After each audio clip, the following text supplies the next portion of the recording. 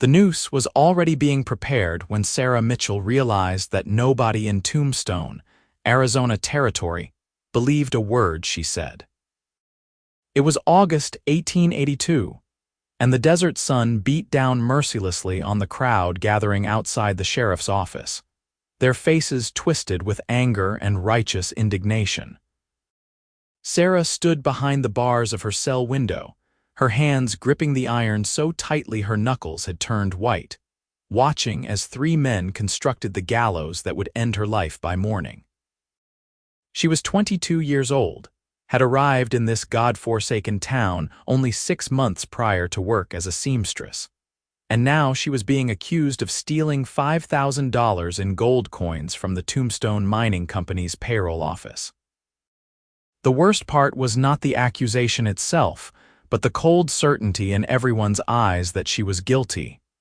The evidence seemed damning. The money had disappeared from the locked safe during the night, and her handkerchief, embroidered with her initials, had been found on the floor beside the empty safe. The mine foreman, a cruel man named Dutch Keller, had testified that he had seen her lingering near the office that evening. The judge had taken less than an hour to declare her guilty, and the sentence was to be carried out at dawn, just hours away now. "They are not even giving you a proper hanging," muttered old Sheriff Tom Bradley, his weathered face creased with concern as he sat at his desk cleaning his rifle. "Dutch Keller has been stirring up the miners something fierce. They want blood, and the judge is too afraid to stand against them." Sarah pressed her forehead against the bars, fighting back tears. She had written to her sister in Missouri, but the letter would not arrive for weeks, long after her body was cold in the ground. There was nobody here who cared whether she lived or died. She had kept to herself mostly, focused on her sewing work, trying to save enough money to eventually open her own dress shop. Now all those dreams were turning to dust. The door to the sheriff's office burst open, and a tall figure stepped inside, his spurs jingling against the wooden floorboards. Sarah looked up and saw a man she had noticed around town but never spoken to. He was a cowboy, probably in his mid-20s, with dark hair that fell just past his collar and eyes the color of storm clouds. He wore dusty trail clothes and a weathered hat, and there was something about the set of his jaw that spoke of determination. "Sheriff Bradley," the cowboy said, his voice deep and steady, "I need to talk to you about the Mitchell woman." The sheriff looked up with tired eyes. "Nothing to talk about, Cole. Judge made his ruling. She hangs at dawn." "She did not do it," Cole said flatly, moving closer to the desk. His gaze flickered toward Sarah's cell, and for a moment their eyes met. She saw something unexpected there, something that looked almost like belief. "You got proof of that?" the sheriff asked skeptically. "Not yet," Cole admitted. "But I aim to find it. I have been watching Dutch Keller for months now, Sheriff. That man is crooked as a dog's hind leg, and everybody knows it. He has been skimming from the mine payroll for near about a year." Sarah's heart began to pound. "You believe me," she whispered, hardly daring to hope. Cole turned to face her fully, and she felt the intensity of his gaze like a physical touch. "I was in the Silver Dollar Saloon the night that money went missing, ma'am. I saw you leave the general store at 7 o'clock and walk straight to your boarding house. You never went near the mining office." "Then why did you not say something at the trial?" Sarah demanded, anger mixing with her desperation. "Because I left town the next morning to drive cattle to Tucson," Cole said, his voice rough with frustration. "I just got back 2 hours ago and heard what happened. Soon as I did, I came straight here." Sheriff Bradley shook his head slowly. "Cole, I appreciate what you are trying to do, but the judge already made his decision. Even if I believed you, and I am inclined to, there is not enough time. That crowd outside wants to see someone hang, and if we do not give them the Mitchell woman, they might just decide to take matters into their own hands." "Then I will find the real proof before dawn," Cole said. He checked his pocket watch. "It is 8 o'clock now. I have got 10 hours. "That is impossible," the sheriff said. "The money is long gone, and Dutch Keller is not stupid enough to keep evidence lying around." "Maybe not," Cole agreed. But men like Keller always make mistakes. They get arrogant. They think they are smarter than everyone else. He looked at Sarah again, and she saw a fierce protectiveness in his expression that made her breath catch. "I am not going to let an innocent woman hang." "Why?" Sarah asked softly. "You do not even know me." Cole was quiet for a long moment, and something shifted in his face. "I watched you for weeks before I left for Tucson," he said finally. "Saw you walking to work every morning, saw the way you helped old Mrs. Patterson with her shopping, saw you sharing your lunch with the street children. You got kind eyes, Miss Mitchell. I have known a lot of people in my life, and I can tell the difference between a thief and someone who is just trying to make an honest living." Sarah felt tears prick her eyes, but these were different from the desperate tears she had been fighting all day. Someone believed her. This stranger, this cowboy who barely knew her, was willing to risk everything to prove her innocence. "Where are you going to start?" Sheriff Bradley asked, and Sarah could hear the resignation in his voice. He wanted to believe too, she realized. He just did not think it was possible. "The mining office," Cole said. "I want to see exactly where that handkerchief was found, then I am going to track down everyone who had access to that safe." He settled his hat more firmly on his head and turned toward the door. "Cole," Sarah called out, and he paused. "Thank you. Whatever happens, thank you for believing me." He nodded once, his eyes holding hers. "I will see you at dawn, Miss Mitchell, and when I do, you are going to be a free woman, I promise you that." Then he was gone, the door swinging shut behind him, leaving Sarah alone with a fragile, trembling hope that she had not felt since this nightmare began. Cole strode through the darkening streets of Tombstone with purpose, his mind already racing through possibilities. The mining office was at the edge of town, a sturdy adobe building with barred windows and a heavy door. As he approached, he saw Dutch Keller himself standing outside, smoking a cigarette and talking with two other miners. Keller was a big man, thick through the shoulders and middle, with small, mean eyes and a mouth that naturally curved downward. He looked up as Cole approached, and his expression grew wary. "Evening, Keller," Cole said evenly. "Garrett," Keller replied, using Cole's last name. "What brings you out here?" "Heard about the theft," Cole said casually. "Terrible thing. $5,000 is a lot of money." "Sure is," Keller agreed, though his eyes remained suspicious. "Lucky we caught the thief quick, though. That Mitchell woman will hang at dawn and justice will be served." Cole felt his jaw tighten, but he kept his voice neutral. "How did you catch her so fast?" "Found her handkerchief right by the safe," Keller said smugly. "Clear as day, plus I saw her snooping around that very evening." "That is convenient," Cole observed. "Mind if I take a look inside? I have been thinking about applying for a job with the company, wanted to see how they keep their operations secure." Keller's eyes narrowed. "Office is closed, come back tomorrow." "I will be gone tomorrow," Cole lied smoothly. "Heading up to Prescott, just need a quick look." For a moment he thought Keller would refuse, but the man shrugged. "Fine, but make it quick." He pulled out a key ring heavy with keys and unlocked the door. The office interior was sparse, just a desk, some filing cabinets, and the large iron safe in the corner. Cole studied everything carefully, his eyes trained from years of tracking cattle thieves and reading signs on the trail. The floor was packed dirt, swept clean, but near the safe he could see the faint impressions of boot prints.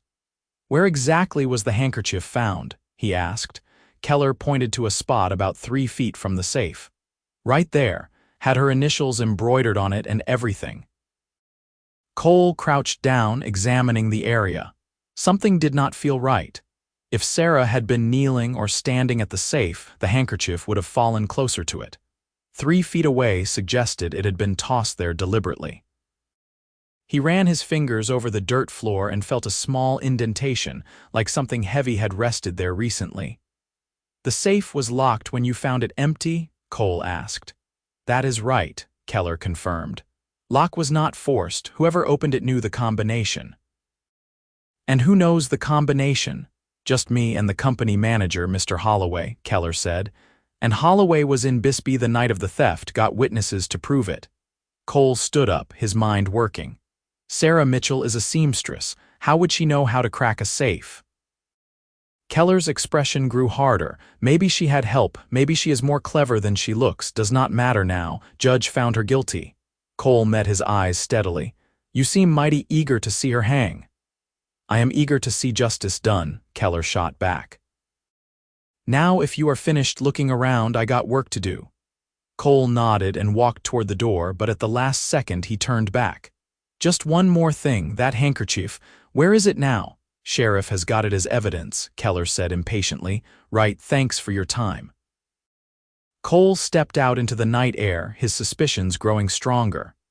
Keller was hiding something, he was certain of it. The man's body language had been all wrong, too defensive, too eager to end the conversation. He made his way to the boarding house where Sarah had been living, a narrow two-story building run by a widow named Mrs. Chen. The older woman answered his knock with a worried expression. Mr. Garrett, she said, recognizing him from around town. Have you come about Miss Sarah? Yes, ma'am. I am trying to help her. Can you tell me about the night the theft occurred? Mrs. Chen invited him inside, wringing her hands. Miss Sarah came home at 7:15, just like always. She had dinner with me and the other boarders, then went upstairs to her room.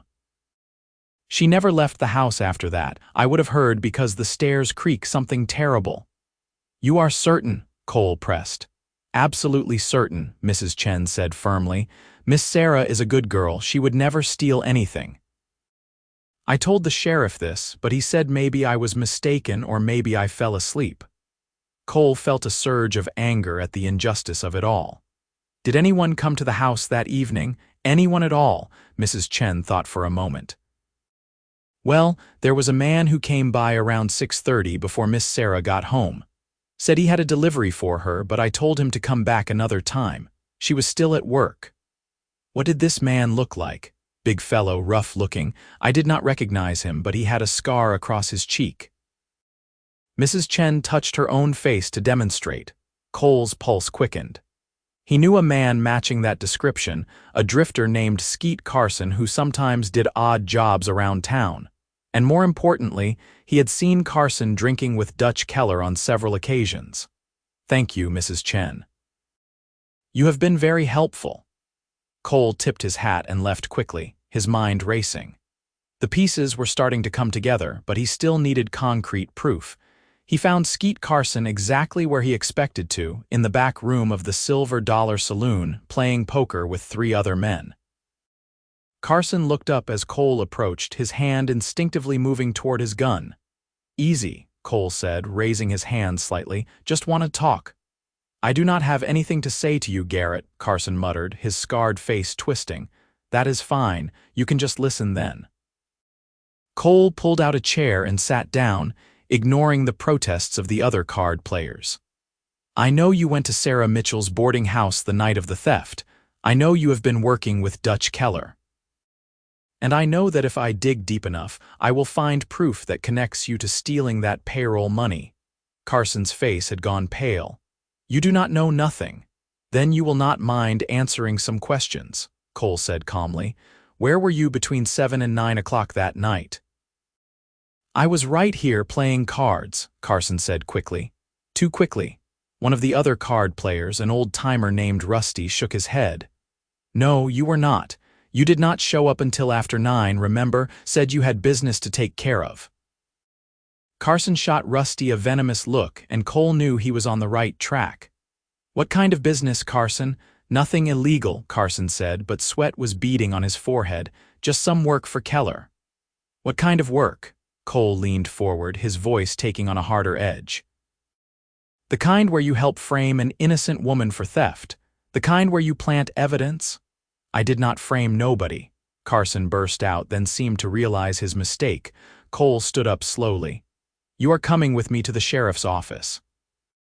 You are going to tell him everything you know, or I am going to make sure everyone in this town knows you are the kind of man who would let a woman hang for something she did not do. Carson's hand moved toward his gun again, but Cole was faster. He grabbed the man's wrist and twisted hard, sending the pistol clattering to the floor. The other card players scrambled back, and in moments Cole had Carson's arm pinned behind his back. "You are making a mistake," Carson hissed. "Keller will kill me if I talk." "Then you better hope the sheriff can protect you," Cole said grimly. "Because right now, you are looking at being an accessory to theft and conspiracy to commit murder. That is a hanging offense too." He marched Carson out of the saloon and through the streets toward the sheriff's office. People stopped to stare, but Cole ignored them, his focus entirely on getting this man to confess before time ran out. It was nearly 10 o'clock now. He had 8 hours left. Sheriff Bradley looked up in surprise as Cole shoved Carson through the door. "What is this about?" "This man knows what really happened to that payroll money," Cole said. "He is going to tell us everything right now." Sarah appeared at the bars of her cell, her face pale but her eyes bright with desperate hope. Cole met her gaze and gave her a small nod of reassurance. Carson stood there sullenly, his jaw clenched. "I ain't saying nothing." "Then you will hang right alongside Keller when this is all over," Cole said coldly. He turned to the sheriff. "This man went to Sarah Mitchell's boarding house the evening of the theft. He was seen there by the landlady. He also did not show up at the saloon until after 9 o'clock, even though he claims he was there all night, and he has been working with Dutch Keller." The sheriff's eyes sharpened. "That true, Carson?" Carson shifted his weight, his eyes darting around like a trapped animal. Finally, he seemed to deflate. "Keller said it would be easy money, said nobody would get hurt." "Tell us everything," the sheriff commanded, pulling out a sheet of paper to take notes. Carson slumped into a chair. "Keller has been skimming from the payroll for months, but the company was starting to ask questions. He needed someone to take the fall, make it look like a one-time theft instead of an ongoing thing. He picked the Mitchell woman because she was new in town, did not have family or friends to defend her." Sarah made a small sound of distress, and Cole wanted nothing more than to go to her, to comfort her, but he forced himself to stay focused on Carson's confession. "Keller had me steal one of her handkerchiefs from the laundry line behind her boarding house a few days before. Then, on the night of the theft, he gave me a copy of the safe combination that he had written down. I was supposed to open the safe, take the money, and plant the handkerchief. Keller made sure he was seen by plenty of people that evening so he would have an alibi, and he claimed he saw the Mitchell woman near the office, which was a lie." "Where is the money now?" Sheriff Bradley demanded. "Keller has got it hidden," Carson said. "Split between his house and a spot out in the desert. He was planning to wait a few months, then leave town and head to California." Cole felt a savage satisfaction. They had the confession, but he knew it might not be enough. Carson was a known criminal, and his word alone might not convince the judge or the angry mob outside. They needed physical evidence. "You are going to take us to where Keller hid that money," Cole said. "Right now," Carson hesitated. "If Keller finds out I talked, I am a dead man." "If you do not help us, you will hang anyway," the sheriff pointed out. "At least this way you might get a reduced sentence, maybe avoid the noose entirely." Carson looked between them, then finally nodded. "The closest hiding spot is at his house. He keeps some of it in a loose floorboard under his bed."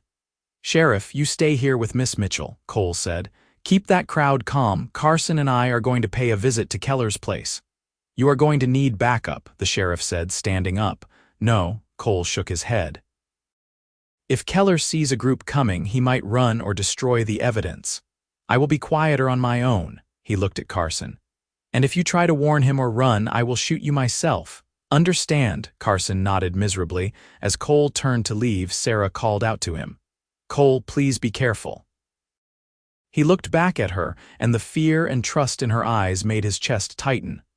"I will be back soon," he promised. "Just hold on a little longer." The walk to Dutch Keller's house took only 15 minutes, but every second felt like an eternity. The moon was rising, casting long shadows across the dusty streets. Keller lived in a small house on the outskirts of town, away from the main cluster of buildings. "He is usually at the Lucky Star this time of night," Carson whispered as they approached. "Place should be empty." They circled around to the back and Cole carefully tried the door. It was unlocked. They slipped inside, moving quietly through the dark rooms. Keller's bedroom was at the back, a messy space that smelled of whiskey and tobacco. Cole knelt beside the bed and ran his hands over the floorboards. Sure enough, he found one that was loose. He pried it up and his breath caught. There, wrapped in oilcloth, were stacks of gold coins. He pulled them out and counted quickly, nearly $2,000. "Where is the rest?" he demanded. "Out in the desert, about 3 miles east of town." "There is an old abandoned prospector's shack. Keller buried it behind there." Cole wrapped the coins back up and tucked them under his arm. "We need to get this back to the sheriff." "This is proof enough that Keller was involved, and combined with your testimony, it should be enough to free Miss Mitchell." They turned to leave but froze at the sound of footsteps on the front porch. The door opened and Dutch Keller's voice rang out. "Who the hell is in my house?" Cole reacted instantly. He shoved Carson toward the bedroom window. "Get out and get back to the sheriff. Tell him everything." Carson scrambled through the window just as Keller appeared in the doorway, his face twisted with rage. He was holding a shotgun. "Garrett," he snarled. "Should have known you would be the one causing trouble. That woman has got you wrapped around her finger already, and you have not even spoken to her." "She is innocent, and you know it," Cole said, his hand hovering near his own pistol. "I have got your money, Keller, and I have got Carson's confession. It is over." "Not quite," Keller said, raising the shotgun. "I shoot you, claim you were robbing me, and that makes Carson's word worthless. Then the Mitchell woman hangs at dawn like she is supposed to, and I disappear with my money." "You are not going to shoot me," Cole said with more confidence than he felt. "Too many people saw me head this direction with Carson. Sheriff knows what I am doing." "You pull that trigger and you will be running for the rest of your life." Keller's finger tightened on the trigger. "Worth it to tie up loose ends." The shotgun blast was deafening in the small room, but Cole had already moved, throwing himself to the side. The buckshot tore through the wall where he had been standing a moment before. He drew his own pistol and fired once, aiming for Keller's shoulder. The bullet hit true, and Keller screamed, dropping the shotgun. Cole was on him in an instant, kicking the weapon away and pressing his pistol against Keller's head. "Do not move," Keller cursed viciously, clutching his bleeding shoulder. "You are dead, Garrett, you hear me?" "Dead? No," Cole said quietly. "I am the man who is going to save an innocent woman's life, and you are going to spend the rest of yours in prison." He hauled Keller to his feet and marched him back through town. By now, the gunshot had attracted attention and a crowd was gathering. Sheriff Bradley came running, with Carson trailing behind him in handcuffs. "Got him," Cole announced, shoving Keller toward the sheriff. "And I have got the money he stole. Nearly $2,000 hidden under his floorboard, and Carson says there is more buried out in the desert." The crowd murmured, confusion rippling through them. The sheriff took charge immediately, his voice ringing out loud and clear. "Folks, seems there has been a terrible mistake. Dutch Keller here is the real thief, and he framed Miss Sarah Mitchell to cover his own crimes. We have got a confession and physical evidence." "That is a lie," Keller roared, but his voice was drowned out by the rising voices of the crowd. Some looked skeptical, but others were already starting to shift their anger from Sarah to Keller. Cole pushed through the crowd and back into the sheriff's office. Sarah was standing at the bars of her cell, tears streaming down her face. "You did it," she whispered. "You actually did it." "Sheriff is getting the judge now," Cole said. "You are going to be free within the hour." Sarah reached through the bars, and without thinking, Cole took her hand. Her fingers were small and cold in his, and he found himself moving closer, drawn to her in a way he could not fully explain. "Why?" Sarah asked, her voice breaking. "Why did you do all this for me?" "You could have been killed." Cole looked at her face, at the tears on her cheeks and the hope in her eyes, and he knew the truth he had been trying to ignore. "Because from the first moment I saw you, I could not stop thinking about you," he said quietly. "I used to watch you walking to work in the mornings, and I kept meaning to introduce myself, but I never had the courage." Then I left for Tucson, and the whole drive there and back. All I could think about was that I should have talked to you, should have told you that I thought you were the most beautiful woman I had ever seen." Sarah's breath caught, and fresh tears spilled down her cheeks. "You do not even know me."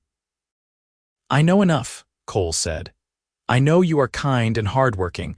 I know you did not deserve what happened to you. And I know that I could not live with myself if I let you hang for something you did not do." They stood there, hands clasped through the bars, and for a moment the rest of the world seemed to fall away. Cole had spent years drifting from town to town, never staying anywhere long, never letting himself get attached. But looking at Sarah now, he felt something shift inside him, like a door opening onto a future he had not known he wanted. The sheriff returned with Judge Markham, a stern-faced man in his 60s. They spent an hour questioning Carson and examining the recovered money. Keller continued to protest his innocence, but the evidence was overwhelming. Finally, Judge Markham ordered Sarah's immediate release. Cole stepped back as the sheriff unlocked the cell door, and Sarah stumbled out, free for the first time in 3 days. She swayed slightly, and Cole caught her by the arms, steadying her. "Easy," he murmured. "You are all right now." Sarah looked up at him, and then suddenly she was in his arms, clinging to him and sobbing into his chest. Cole held her tight, one hand cupping the back of her head, feeling the tremors running through her body. "I thought I was going to die," she whispered against him. "I thought nobody would believe me." "I believed you," Cole said softly. "I will always believe you." They stood like that for a long time until Sarah's tears finally subsided. When she pulled back, her face was blotchy and her eyes were red, but Cole thought she had never looked more beautiful. "What happens now?" she asked. "Now you go home and get some rest," Sheriff Bradley said kindly. "Judge Markham is going to make an official announcement in the morning, clearing your name completely. Keller and Carson will stand trial for theft and conspiracy."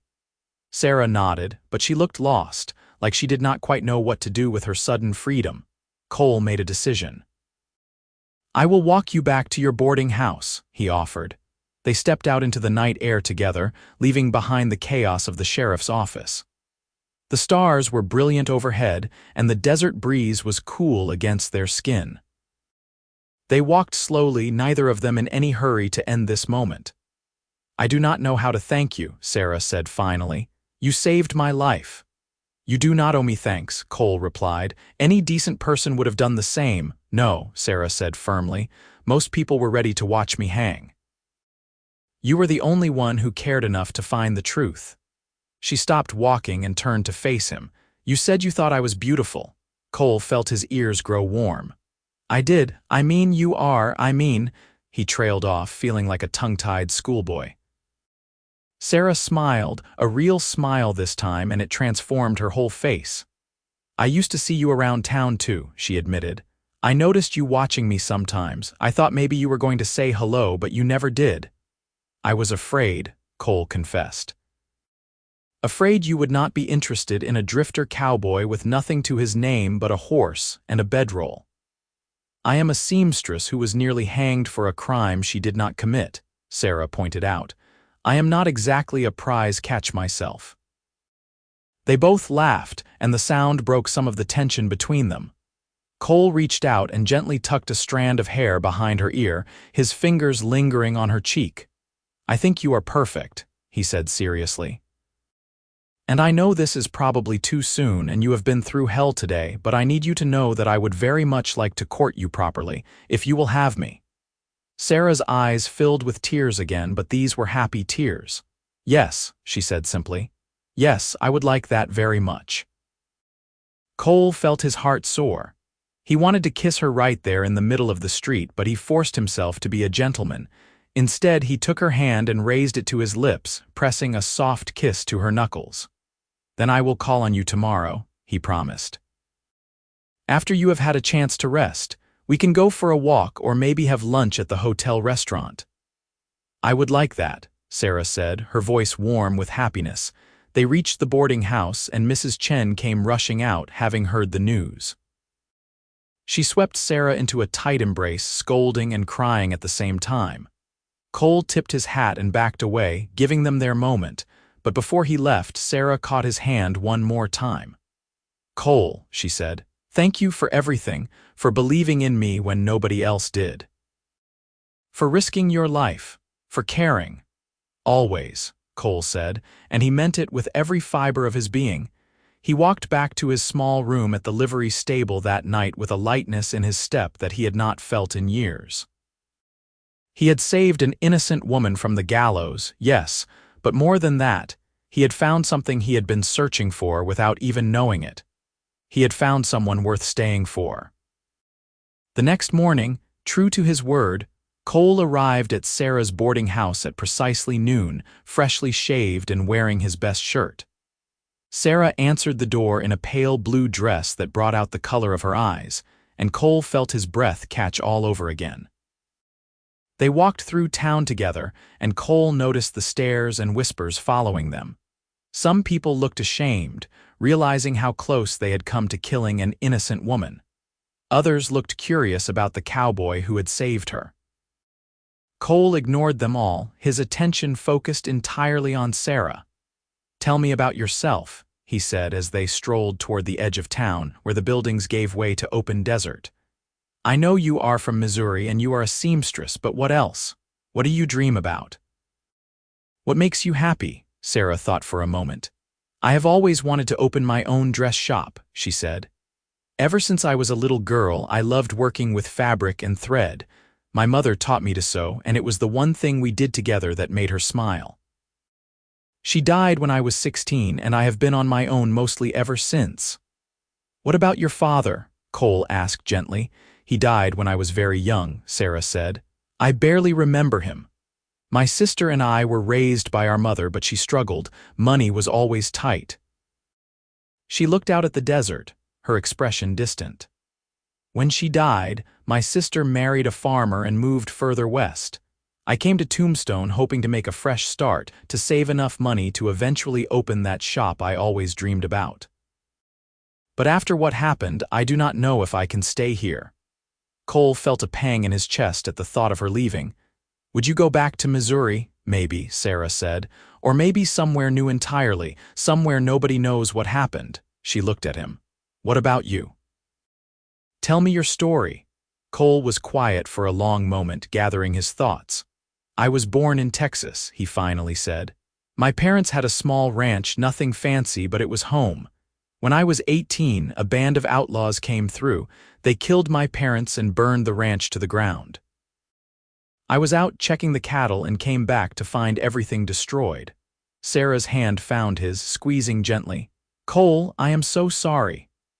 "I spent the next few years tracking down those outlaws one by one," Cole continued, his voice flat with old pain. "Not for revenge exactly, but for justice. I wanted them to pay for what they did. Eventually, I found them all, turned them over to the law, but by then, I had been drifting for so long I did not know how to stop. I have been moving from town to town ever since, doing odd jobs, driving cattle, whatever pays." "And Tombstone?" Sarah asked. "What brought you here?" "Just another stop on the road," Cole said. "Or at least that is what I thought. But then I saw you, and for the first time in 8 years, I found myself thinking about staying somewhere, about building a life instead of just surviving." They had reached a small outcropping of rocks that provided shade from the afternoon sun. They sat down together, shoulders touching, looking out at the vast expanse of desert stretching before them. "I was so scared," Sarah admitted quietly. "When they put me in that cell, when I saw them building the gallows, I thought my life was over. I kept thinking about all the things I would never get to do, never get to experience. I have never been in love, never had children, never opened that dress shop. I was going to die with all these dreams unfulfilled." Cole turned to look at her, his heart aching. "You are not going to die. You have your whole life ahead of you now. You can do all those things." "Can I?" Sarah asked, meeting his eyes. "People will always remember what happened. They will always wonder if maybe the judge was right, if maybe I really was guilty." "Then we will leave," Cole said impulsively. "Both of us. We will go somewhere new, somewhere fresh. You can open your dress shop and I can find honest work. We can build a life together." Sarah stared at him. Cole, we barely know each other. I know, he admitted. But I also know that I have never felt about anyone the way I feel about you. These last 24 hours fighting to save you, it made me realize something. I do not want to drift anymore. I want to build something real. And I want to build it with you. But what if? Sarah trailed off, uncertainty written all over her face. What if what? Cole prompted gently. What if you change your mind? Sarah whispered. What if you decide I am not worth staying for? Cole reached out and cupped her face in his hands, his touch achingly tender. Sarah Mitchell, you are the strongest, bravest person I have ever met. You faced death with dignity. You never stopped fighting for your innocence. You are absolutely worth staying for. You are worth everything. Tears slipped down Sarah's cheeks, but she was smiling. I think I am falling in love with you, she confessed. Is that crazy? We have only just met. If it is crazy, then I am crazy too, Cole said, his voice rough with emotion, because I am falling in love with you too. He leaned in slowly, giving her time to pull away if she wanted to, but Sarah met him halfway. Their lips touched softly at first, tentative and sweet, and then with growing passion. Cole felt like he was falling, like the ground had disappeared beneath him, and the only real thing in the world was Sarah in his arms. When they finally broke apart, both of them were breathing hard. Cole rested his forehead against hers, his hands still cradling her face. Marry me, he said. Sarah's eyes flew open. What? Marry me, Cole repeated. I know it is fast. I know we should probably wait and court properly for months, maybe years. But life is too short, Sarah. Yesterday you nearly died. Tomorrow something else could happen. I do not want to waste any more time. I want to wake up every morning next to you. I want to build a home with you. I want to have children with you and grow old with you. Marry me. Sarah was crying openly now, tears streaming down her face. Yes, she said, laughing through her tears. Yes, yes, yes, I will marry you, Cole Garrett. Cole let out a whoop of joy and swept her into his arms, spinning her around until they both were dizzy and laughing. When he set her down, he kissed her again, pouring every ounce of love and promise he had into it. They spent the rest of the afternoon making plans, their words tumbling over each other in their excitement. They would get married as soon as possible, just a simple ceremony at the church. Then they would leave Tombstone and head west to California, where they could start fresh. Cole had some money saved from his cattle driving, and Sarah had a little put away too. It would be enough to get them started. Over the next week, the whole town seemed to transform. Judge Markham made his official announcement, completely exonerating Sarah and offering a formal apology.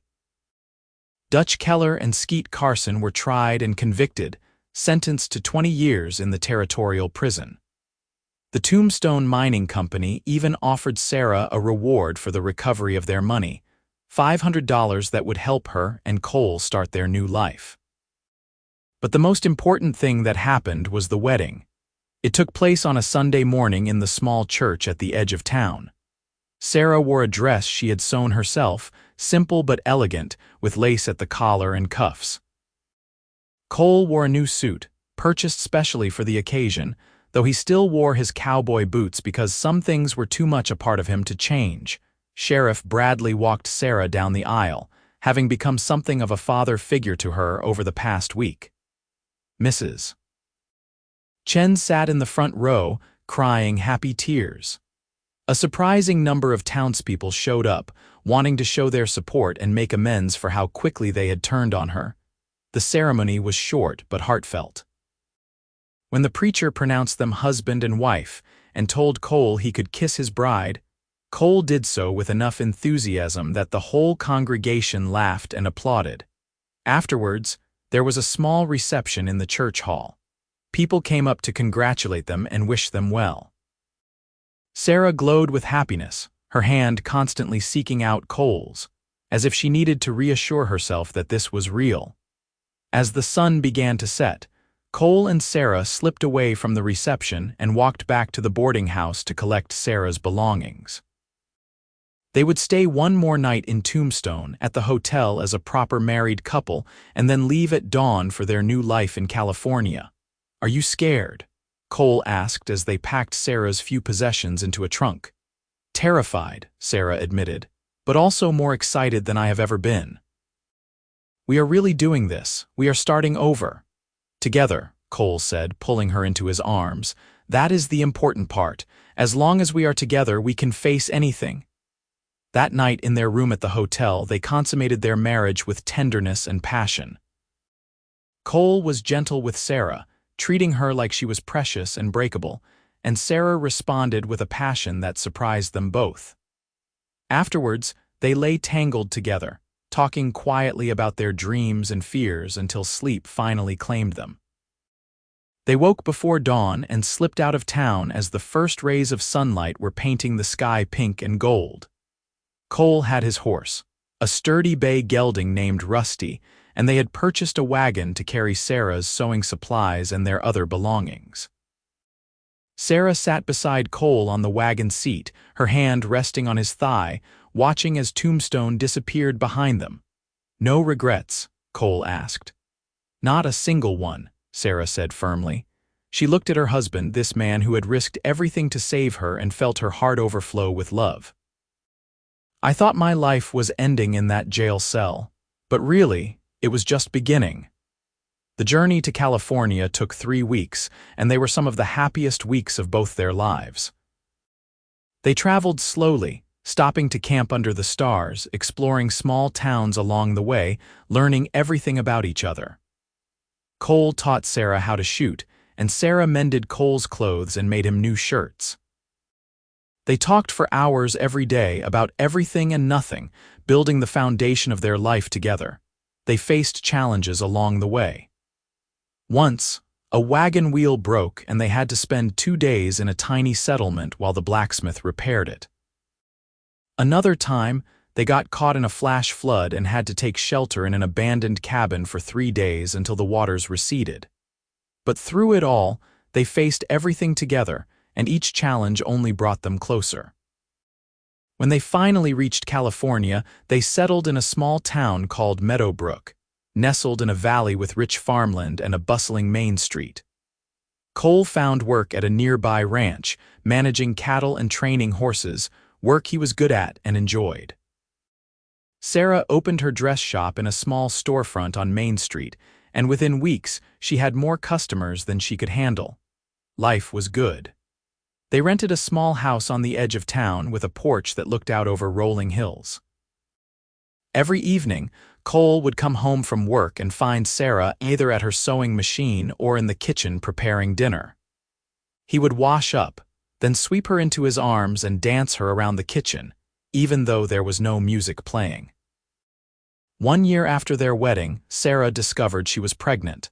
Cole's reaction was pure joy, lifting her up and spinning her around just like he had on the day she agreed to marry him. "We are going to have a baby," he kept repeating, wonder in his voice. "We are going to be parents." The pregnancy was difficult at times. Sarah suffered from terrible morning sickness in the early months, and Cole would hold her hair back and rub her back, murmuring soothing words. As she grew bigger, her feet swelled and her back ached, and Cole would massage her feet every night and help her into bed. On a warm evening in June of 1884, Sarah went into labor. The midwife came to their house, and Cole paced outside the bedroom for 12 hours, listening to Sarah's cries and feeling utterly helpless. Finally, just as the sun was rising, he heard a different cry, a thin wail that made his heart stop. The midwife opened the door, smiling. "You have a son, Mr. Garrett, a healthy baby boy." Cole rushed into the room and found Sarah propped up in bed, exhausted but radiant, holding a tiny bundle wrapped in a soft blanket. His son. His and Sarah's son. "He is perfect," Sarah whispered as Cole sat beside her, his arm going around her shoulders. "Look at him, Cole. We made this miracle." Cole looked down at the tiny face, at the miniature fingers curled into fists, at the downy dark hair so like his own. He felt tears streaming down his face and did not even try to stop them. "What should we name him?" he asked, his voice choked with emotion. Sarah thought for a moment. "Thomas," she said finally, "after Sheriff Bradley." If it were not for him believing you and helping us that night, none of this would be possible." "Thomas Garrett," Cole said, testing it out. "I like it. Tommy for short." They sent word to Tombstone about the birth, and 2 weeks later they received a letter from Sheriff Bradley himself, saying he was honored to have the boy named after him and promising to come visit when he could. As Tommy grew from a baby into a toddler, Cole and Sarah's love only deepened. They worked hard, Cole at the ranch and Sarah at her shop, but they always made time for each other and for their son. Their home was filled with laughter and love, exactly the kind of home neither of them had really known as children. When Tommy was 2, Sarah discovered she was pregnant again. This time it was a girl born on a snowy January morning with her mother's blue eyes and her father's determined chin. They named her Grace, and she became the darling of the whole family. Life continued to be good. Cole was promoted to ranch foreman, a position that came with better pay and a small house on the ranch property. Sarah's dress shop expanded, and she hired 2 assistants to help with the growing demand. They had a 3rd child, another boy they named Samuel, and then a 4th, a girl they called Rose. By 1890, Cole and Sarah had been married for 8 years, and their love had only grown stronger. They had weathered hard times together, including a drought that nearly bankrupted the ranch and a bout of scarlet fever that almost claimed young Samuel. But they had survived everything together, their bond unbreakable. On their 8th wedding anniversary, Cole took Sarah back to the spot where they had first confessed their love, that outcropping of rocks outside Tombstone. They had traveled back to Arizona for a visit, wanting to show their children where their parents' story had begun. "Do you remember what I said to you here?" Cole asked as they sat together, watching their children play in the distance, supervised by Sheriff Bradley, who had become like a grandfather to them. "You said you wanted to build a life with me," Sarah recalled, leaning her head on his shoulder. "You said you were falling in love with me." "I was wrong about one thing," Cole said, and Sarah looked up at him in surprise. "I said I was falling in love with you, but the truth is, I had already fallen. The moment I saw you walking down that street with your basket of sewing, the moment I saw you smile at those children, I fell completely and irrevocably in love. Everything since then has just been learning new ways to love you more." Sarah felt tears prick her eyes, even after all these years, still so moved by his words. "You saved me," she said quietly. "Not just from the gallows, but from a life without love, without purpose. You gave me everything I ever dreamed of and so much more." "We saved each other," Cole corrected. "Before I met you, I was just drifting through life. You gave me a reason to stop running, a reason to build instead of just survive. You gave me a home, a family, a purpose. You are my everything, Sarah." They kissed as the sun set behind them, painting the desert in shades of gold and crimson, the same sky that had watched over them that terrible night when Sarah's life hung in the balance. But that darkness was long behind them now, replaced by a life filled with light and love and promise. Years continued to pass in a blur of joy and routine. Tommy grew into a strong young man who wanted to follow in his father's footsteps and work with horses. Grace became a teacher at the local school, her gentle nature perfect for working with children. Samuel decided to go to university to study law, wanting to help people the way his parents had been helped. And Rose, the baby of the family, announced at 16 that she wanted to learn dressmaking from her mother and eventually take over the shop. Cole and Sarah grew older together gracefully, silver threading through their hair, lines deepening around their eyes from years of laughter. They still danced in the kitchen every evening, even when their children rolled their eyes and told them they were embarrassing. They still talked for hours, still found new things to discover about each other even after decades of marriage. On their 25th wedding anniversary, the whole town of Meadowbrook threw them a celebration. The church hall was decorated with flowers and ribbons, and nearly everyone they knew came to wish them well. Tommy gave a speech about how his parents had taught him the meaning of true love and commitment. Grace sang a song she had written especially for them. Samuel read a poem comparing their love to the enduring nature of the mountains. And Rose presented them with a quilt she had sewn herself, every square representing a different memory from their years together. Cole stood up to give a response, his arm around Sarah's waist. 25 years ago, he began, his voice carrying across the crowded room, I was a drifter with no home and no purpose. Then I met this remarkable woman and my whole life changed. She was facing the worst moment of her life, accused of a crime she did not commit, staring death in the face. I did what any decent man would do. I fought for the truth. I fought for justice. But what I did not expect was that in saving her life, she would save mine right back. He looked down at Sarah, his eyes shining with tears. You taught me how to love, how to hope, how to dream. You gave me 4 incredible children, a beautiful home, and more happiness than I ever thought possible. If I had to do it all over again, if I had to ride through hell itself to save you, I would do it in a heartbeat, because you are worth everything.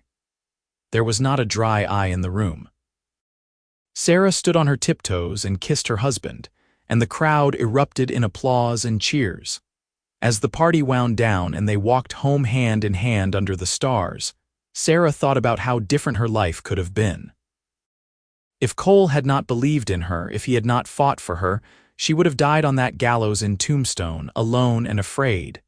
Instead, she had lived to experience more love and joy than she had ever imagined possible. What are you thinking about? Cole asked, noticing her faraway expression. Just how grateful I am, Sarah said. For you, for our children, for this life we have built. Sometimes I still wake up and think it must be a dream. It is real, Cole assured her, squeezing her hand. All of it, and we have many more years ahead of us still. He was right. They did have more years, and they made the most of every single one. They became grandparents, then great-grandparents, their home always filled with the laughter of children. Cole eventually retired from the ranch, but never stopped working with horses, training them in his spare time well into his 70s. Sarah finally passed the dress shop on to Rose when she was 65, but she still sewed every day, making clothes for her grandchildren and quilts for every new baby born into their growing family. On their 50th wedding anniversary, they returned one last time to Tombstone. The town had changed dramatically, more civilized now, with paved streets and electric lights. But the church where they had married was still standing, and they renewed their vows there, surrounded by their children, grandchildren, and great-grandchildren. Afterward, Cole drove Sarah out to that spot in the desert, the outcropping of rocks where he had first proposed. They sat together in the same place, now much older but still just as in love, and watched the sunset paint the sky in brilliant colors. 50 years, Sarah marveled. Half a century together. Best 50 years of my life, Cole said. I love you more today than I did on our wedding day, and I will love you even more tomorrow. How did I get so lucky? Sarah asked, her head resting on his shoulder. We both got lucky, Cole said. That night when I heard what had happened to you, when I saw you in that cell, I made a choice. I chose to fight for you, and you chose to trust me, to believe that a stranger could save you. We chose each other, Sarah, and we have kept choosing each other every day since then. As the last rays of sunlight faded and stars began to appear in the darkening sky, they sat together in comfortable silence, 2 souls who had found their perfect match against all odds. Their love story had begun with an accusation, a false charge that nearly ended Sarah's life. But it had transformed into something beautiful and enduring, a testament to the power of belief, courage, and true love. They lived several more happy years together, and when Sarah passed away peacefully in her sleep at the age of 78, Cole held her hand and whispered one last time that he loved her. He followed her 6 months later, his heart simply unable to go on without hers. Their children buried them side by side in the Meadowbrook Cemetery under a large oak tree. The headstone read, Cole and Sarah Garrett, 2 souls, 1 love, forever united. And below that, he saved her from the gallows, she saved him from loneliness. Together they built a legacy of love. The story of how Cole Garrett had raced against time to save Sarah Mitchell from an unjust hanging became legend in their family, passed down through generations. It was a story of courage and determination, of fighting for truth and justice, but most of all, it was a story of love, the kind of love that changes everything, that gives life meaning, that endures beyond death itself. And every time the story was told, always ending with those words Cole had spoken so long ago. "I will see you at dawn, and when I do, you are going to be a free woman. I promise you that." It was a promise he had kept and so much more.